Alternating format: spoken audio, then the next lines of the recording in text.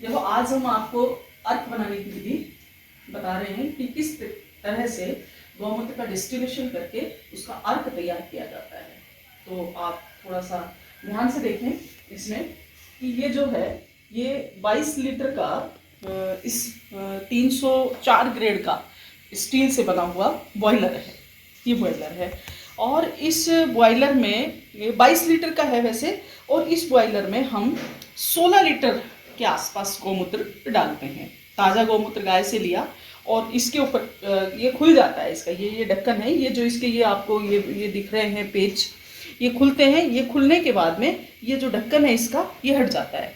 तो इसके ऊपर कपड़ा लगाएंगे टैंक पर और कपड़ा लगाकर बाल्टी से, जो बाल्टी में गौमूत्र है उस गौमूत्र को इसमें डाल देंगे छान कर। जब ये 16 लीटर गौमूत्र इसमें डल जाएगा तो इसका 16 लीटर के बाद में जो पार्ट है वो खाली रहना चाहिए। यानी कहने का मतलब है कि इसका लगभग इतना पार्ट 1/4 पार्ट इसका खाली रहना चाहिए। एकदम अगर इसको ऊपर तक भर देंगे तो बॉयलर के फटने की समस्या हो सकती है और गौमूत्र डायरेक्ट जैसा है वैसा ही निकलने लगेगा फिर, क्योंकि जो वाष्प जो इसमें बनता है, भाप जो बनता है, उसके लिए इसे जगह होनी चाहिए। तो इसका 1/4 पार्ट लगभग खाली रहेगा। ये आप गौमूत्र डालते समय जो विशेष इस बात का ध्यान रखें। अब इसके नीचे जैसे हमने ये गैस चालू किया है, नीचे आप देख पा रहे होंगे अच्छे से कि ये जो चूल्हा है ये गैस जल रहा है। 16 लीटर गौमूत्र हमने इसमें भरा और इसको एयर टाइट कर दिया गौमूत्र भरने के बाद में, और सिलेंडर से कनेक्ट करके इसमें गैस चालू कर दिया। अब जब ये गैस चालू हुआ तो जैसे गौमूत्र बॉयल होगा, और गैस को भी ध्यान रखें कि गैस को फुल नहीं रखना है, गैस को बिल्कुल धीमा रखना है, इस पर तेज गैस नहीं होना चाहिए। अब जैसे जैसे गौमूत्र इसमें बॉयल होगा, और जैसे आप जब चाय बनाते हैं तो आप देखते होंगे कि बीच में एक बॉयल सा बन जाता है उसमें, और वो चायदानी से बाहर निकलती नहीं है, उसी में धीरे धीरे धीरे करके बॉयल होती रहती है। ठीक उसी कंडीशन में गौमूत्र जब बॉयल होना शुरू हो जाएगा तो और ये जो पाइपलाइन है, इस पाइपलाइन में वो भाप आएगी, क्योंकि कहीं से भी लीकेज आपको दिख ही नहीं रहा है। अभी आप देख ही रहे हैं कि ये बिल्कुल चल रहा है और इसमें से ये निकलने के लिए पूर्णतः तैयार है। तो धीरे धीरे करके इस गैस को चलाया हुआ है, और अब इसमें जो भाप बन रही है, भाप को कहीं से भी जब निकलने की गुंजाइश नहीं मिलेगी तो भाप इस पाइपलाइन में आ रही है। अब यहाँ पर इस पाइपलाइन में आने के बाद में आपने देखा कि ये ड्रम है प्लास्टिक का, और इस ड्रम में ये स्टील 304 ग्रेड के ही स्टील की भी पाइप है अंदर, इससे इसको कनेक्ट किया हुआ है। आप अच्छे से देखिएगा कि ये जो पाइप है ये स्टील का पाइप है जो फिक्स किया हुआ है इस ड्रम के साथ, और ये जो पाइप है ये अलग पाइप दिख रहा है, जिसमें ये वाली पाइप है जो ये आ रहा है इधर से भाप जो आ रही है। अब आप एक बार इस ड्रम में देखें कि इस ड्रम में वो स्टील वाला जो पाइप है वो राउंड राउंड शेप करके डला हुआ है, और इस ड्रम को पानी से भरा हुआ है, और इसका जो औचित्य है, इस ड्रम का पानी से भरने का जो औचित्य है वो केवल और केवल एक ही काम है कि उस स्टील वाले पाइप को ठंडा करना। कि भाई भाप जो है वो स्टील वाले पाइप में आएगा, और स्टील वाले पाइप में आकर यहाँ उसे पानी मिलेगा तो वो ठंडा हो जाएगा, और ठंडा होके वो बाहर निकलेगा। तो वही पाइप इधर बाहर निकला हुआ है, आप देख पा रहे होंगे कि यही पाइप बाहर, ये देखो आप, ये इसके ऊपर तो ये एक ऐसे ही लगाया हुआ है, ये बिल्कुल जो ये पाइप है वही पाइप है जो उधर से स्टील का पाइप अंदर आ रहा था, वो जो ठंडा हो रहा है। अब यहाँ पर जो ये यहाँ निकलना शुरू होगा धीरे धीरे, अभी वो अर्क निकलेगा, और जो सबसे पहले जो इसमें निकलेगा वो रहेगी इसमें अमोनिया गैस। क्यों? क्योंकि गौमूत्र का जो सबसे हल्का जो कंटेंट होता है गौमूत्र का वो अमोनिया गैस होती है। तो जैसे ही उसमें गौमूत्र बॉयल होने लगेगा तो इस पाइपलाइन में जो सबसे पहले वाष्प बनकर जो आएगा वो हल्की गैस आएगी, और हल्की गैस जो सबसे पहले आएगी वो अमोनिया है।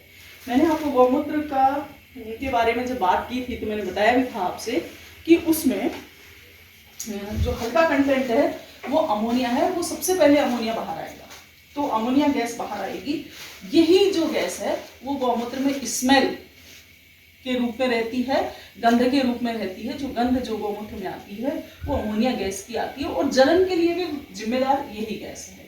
अब हम सोच रहे होंगे कि हमें कैसे पता लगेगा कि इसमें से अमोनिया निकल गई।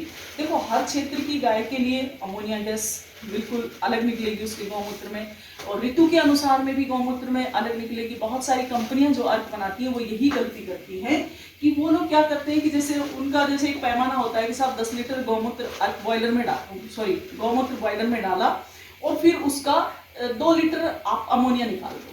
ये जरूरी नहीं है कि उसमें 2 ही लीटर निकले। गौमूत्र यदि पुराना है तो भी अमोनिया ज्यादा निकलेगी, और यदि गौमूत्र गर्मी के मौसम का है तो भी अमोनिया ज्यादा निकलेगी, और यदि चरने वाली गाय का है तो भी थोड़ी अमोनिया ज्यादा निकलेगी, और वो जो गाय है अगर शेड के नीचे बंधी हुई हैं तो उनमें अमोनिया की मात्रा थोड़ी कम रहेगी। तो ये सब चीजें डिपेंड करती हैं। तो हमें एक कोई फिक्स पैमाना इसका हम नहीं बना सकते, कोई भी फिक्स पैमाना इसका नहीं बन सकता कि आपने अगर बॉयलर में 10 लीटर गौमूत्र डाला है तो आप उसमें से 2 ही लीटर अमोनिया निकालें, नहीं। तो इसके लिए हमें क्या करना चाहिए कि जो बिल्कुल शुद्ध अर्क हमें तैयार मिल सके और उसका पूरा अमोनिया सेपरेट हो सके, तो उसके लिए हम यहाँ पर जब वो निकलना शुरू होगा तो हम यहाँ पर उंगली लगाकर देखेंगे, हमारी जो उंगली है ये गीली हो जाएगी। ये जब उंगली गीली होगी और हम इस उंगली को ऐसे नाक के पास ले जाकर देखेंगे तो एक बार झंझनाहट सी होती है, अमोनिया गैस बर्दाश्त नहीं होती है। तो जैसे झंझनाहट जब तक लगती रहे तब तक हमें समझ लेना चाहिए कि इसमें अमोनिया गैस ही बाहर आ रहा है। या हम इसको लेके उंगली से गीला करके इस उंगली को जीभ पे टच करके भी देख सकते हैं, तो जलन होगी हमको। दोनों तरीके से चेक करें। और जब बहुत अच्छी तरह से उसमें अर्क जब आने लगेगा तो फिर यदि हम अर्क आने लगा और फिर यदि हम इसमें से यूँ लगा कर देखते हैं अपनी उंगली पे गीली उंगली हो गई या नहीं हुई है, तो उस स्थिति में जब हम देखेंगे नाक के पास ले जाकर तो बिल्कुल भी कुछ फर्क नहीं पड़ेगा, चाहे आप कितनी देर तक भी उसको रखो, बिल्कुल भी झंझनाहट जलन जैसा आपको फील नहीं होगा। तो हमें समझ लेना चाहिए उस स्थिति में कि बिल्कुल अब अमोनिया गैस पूरी अलग हो चुकी है। जब वो अमोनिया गैस पूरी अलग हो जाएगी तब हम क्या करेंगे कि इस प्लांट को खोलेंगे। तो अभी प्लांट चालू है, अभी 2 मिनट के बाद में हम इस प्लांट को खोलेंगे और खोलकर हम इसमें जो वनस्पति जो मिश्रण करना है, वनस्पति जो डालनी है वो वनस्पति हम डालें। अभी आप देख रहे होंगे इस बाल्टी की तरफ अच्छे से फोकस करिएगा कि इसमें बिल्कुल एक एक ड्रॉप के हिसाब से ये जो निकल रही है ये अमोनिया गैस है। और आप बाल्टी में देख पा रहे होंगे कि कितनी क्लीननेस है, बिल्कुल अमोनिया जो इस ड्रॉप के हिसाब से निकलती है तो वो बिल्कुल भाप कितनी साफ सुथरी की, मतलब पानी से भी बहुत अधिक क्लीन लग रही है कि। और अच्छे से आप एक बार और देखें इसको कि कितने अच्छे से ड्रॉप आ रही है। और अब ये जैसे हम चेक कर रहे हैं, ये हमारा चेक करने का है कि इसको लेके और अब हम इसको नाक के पास ले जाएंगे। तो अब आप देख पा रहे हैं कि मैं बिल्कुल अच्छे से नाक के पास करके आराम से लगा के हूँ और किसी भी प्रकार की कोई भी तकलीफ नहीं है ना। अगर अमोनिया होता इसमें, है ना, बहुत तेज अमोनिया होता तो इसको इस तरह से नहीं लगा पाते। अमोनिया को तो जैसे ही वहाँ से लिया और यूँ लाते तो बिल्कुल ऐसा लगता है कि जल रहा है। तो ये जो है ये अब लगभग इसकी अमोनिया निकल चुकी है पूरी। तो अब क्या करेंगे कि जब ये अमोनिया पूरी निकल चुकी है तो अब इसमें क्या करना है कि ये एक पैमाना है इसका कि ये लगभग 150 ग्राम के आसपास ये पारिजात वनस्पति के पत्ते हैं और ये सफ़ेद कपड़ा है। इस सफ़ेद कपड़े में ये पारिजात के पत्ते इस तरह से डालेंगे और डालने के बाद में इसकी ये पोटली बनाएंगे। ये आप देख पा रहे होंगे कि इसको गांठ मार देंगे अच्छे से, एक पोटली के रूप में इसको तैयार कर देंगे। जैसे ये कर दिया, ये किया, ये एक पोटली के रूप में बिल्कुल तैयार हो गया। और अब हम क्या करेंगे कि इस गैस को बंद कर देंगे। तो ये लो, ये गैस हमने बंद किया, ये गैस बंद हो गया। और गैस बंद होने के 2 मिनट में ही हम इसके ये वाल खोलेंगे और वाल खोलने के बाद में इस पोटली को इसमें डाल देंगे। तो अब ये स्थिति में किसमें है कि अमोनिया गैस इसकी पूरी निकल चुकी है। अब ये जो है ये गौमूत्र बचा हुआ है।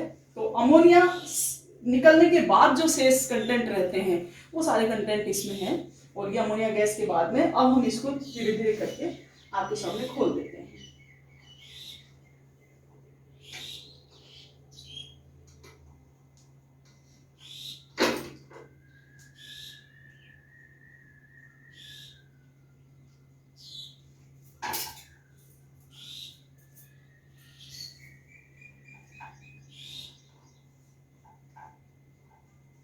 बहुत टाइट हो रखा है।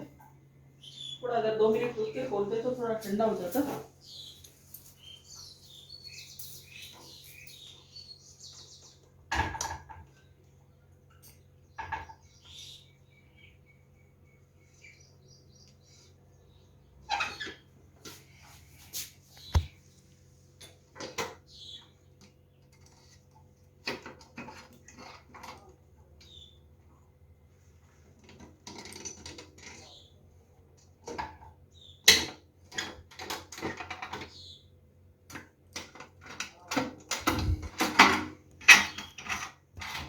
देख पा रहे होंगे आप कि ये इसको खोला जा रहा है। ये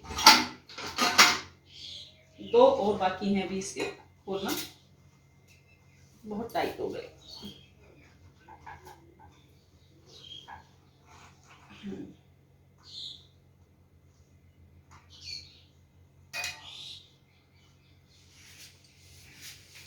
एक बार जयंत खोलना, मैं पकड़ूं आप खोलो।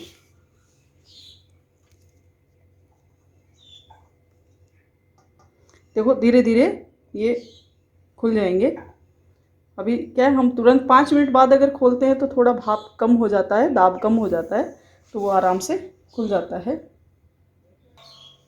तो अभी आप देख पा रहे होंगे कि ये जो है इस ये ढक्कन बिल्कुल हट गया, और ढक्कन हटने के बाद में ये इसमें पोटली को हमने छोड़ दिया, और ये पोटली छोड़ने के बाद इसे वापस पैक कर देंगे, इसको वापस एयर टाइट कर देंगे, ये वापस एयर टाइट हो जाएगा। तो देख रहे हैं आप ये सारे ये जो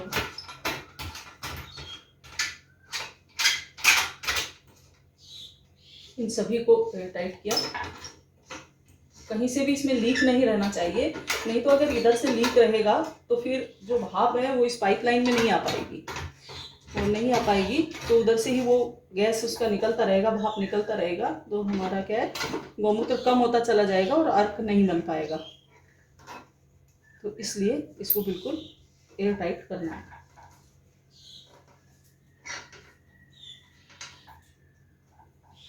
तो ये एयर टाइट हुआ, और एयर टाइट करने के बाद में इसे वापस हम गैस को चालू करेंगे।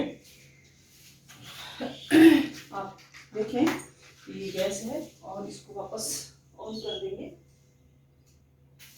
चालू हो जाएगा। अब आप देख रहे हैं कि इसमें वो जो पोटली हमने बनाई थी पारिजात की, वो इसमें डाल दिए, और इसको डालने के बाद में इसको एयर टाइट किया, एयर टाइट करके वापस गैस चालू कर दिया है तुरंत 5 मिनट में ही ये पूरा सब प्रोसेस हुआ, और ये वापस गैस चालू हुआ। और अब आप देखेंगे कि ये जो अमोनिया पहले निकला हुआ था, इस अमोनिया को हमने यहाँ से हटा दिया, और इसको हमने सेपरेट करके दूसरी बाल्टी में डाल दिया, ठीक है। और इसको बाल्टी को हम थोड़ा पानी लेकर धुलाई कर देते हैं। और ये जो अमोनिया गैस निकला है, इसको भी हम फेंकेंगे नहीं, इसको हम खेती के काम में लेंगे। और अब इस बाल्टी को पूरी तरह साफ किया, साफ करने के बाद में इसको इसके नीचे लगा दिया। अब जो इसमें जो अर्क निकलेगा वो पारिजात, गौमूत्र पारिजात अर्क निकलेगा, पारिजात के पत्तों से मिश्रित जो अर्क है वो निकलेगा, और इसका उपयोग हम घुटनों के दर्द में कर सकते हैं। तो इस तरह से ये अर्क का प्रोसेस है। हमने यहाँ पर हंदीकोर गौशाला में ये 2 प्लांट लगाए हुए हैं इसी तरह से। एक प्लांट हमारा वो उधर रखा है, और एक प्लांट के चालू हालात में है। तो ये दोनों प्लांट लगाए हुए हैं। और आपको ये बताया था कि ये जो ड्रम है, इस ड्रम में ये जो पानी है, इस पानी को ठंडा रखना चाहिए। ये पानी केवल और केवल उस पाइपलाइन का टेम्परेचर मेंटेन करने के लिए है कि पाइपलाइन को पानी मिलेगा, ठंडा पानी मिलेगा। जितना ज़्यादा ठंडा पानी मिलेगा उतना ही यहाँ पर अर्क आसानी से निकल पाएगा। तो ये जो भाप है बिल्कुल धीरे धीरे करके, और एक एक ड्रॉप के रूप में यहाँ पर निकलना शुरू हो जाएगी। एक एक ड्रॉप से बना हुआ ये गौमूत्र अर्क हम हमारे अगर रोगियों को देते हैं तो निश्चित रूप से उनको बहुत फ़ायदा होता है। अब जो बाहर की कंपनियों वाले जो लोग बनाते हैं, वो कई लोग तो बॉयल करके ही बना देते हैं, और कई लोगों की स्पीड इतनी तेज़ होती है कि बहुत मोटा पाइप होता है, उस मोटे पाइप में भी वो बहुत ज़्यादा निकालते हैं, तो उससे बिल्कुल क्वालिटी जो है वो सही मेंटेन नहीं हो पाती है। ये गवेषकों को ये सब चीज़ें सिखाई जाती हैं कि ये क्वालिटी मेंटेन किस प्रकार से की जाए। तो यही जो है सही तरीके से जो अर्क बन पाता है वही ये अर्क है, और इसी अर्क का हमें औषधि के रूप में उपयोग करना चाहिए। जो बाकी बाजार में जो बॉयल करके जो अर्क तैयार किए जाते हैं, या कोई दूसरे बड़े प्लांट लगाकर, जिनमें कई लोग तो अमोनिया सेपरेट करते भी नहीं हैं, तो तरह से यदि कोई अर्क तैयार किए जाते हैं तो बहुत जलन करते हुए अंदर जाते हैं। मैं उन कंपनियों का नाम नहीं लेना चाहूँगी, लेकिन फिर भी आप समझ सकते हैं कि बहुत सारी कंपनियाँ जो गौमूत्र तैयार कर रही हैं वो इसी तरह से कर रही हैं। तो कई लोग कहते हैं कि साहब गौरी सिद्धों का अर्क जो है वो इतना महंगा क्यों होता है। तो ये निश्चित रूप से महंगा हो गई, क्योंकि इसकी जो तैयार किया करने की जो विधि है वो बहुत ही अच्छी विधि है और बिल्कुल एक ड्रॉप करके ये तैयार होता है। इसमें समय भी बहुत लगता है, गैस भी बहुत लगती है, तो और क्वालिटी बहुत अच्छी आती है। निश्चित रूप से ये अर्क काम करता है। तो हम समझते हैं कि आप सब ये अच्छे से समझ के होंगे, तो हम आपसे विदा लेते हैं और कामना करते हैं कि आप ये सब चीज़ें देखकर बहुत ही हम सब लोगों पर एक अच्छा विश्वास आप लोगों का बन पाएगा कि हम किस तरह से क्वालिटी कंट्रोल करके, क्वालिटी मेंटेन करके इस चीज़ को तैयार करते हैं। हरिओम।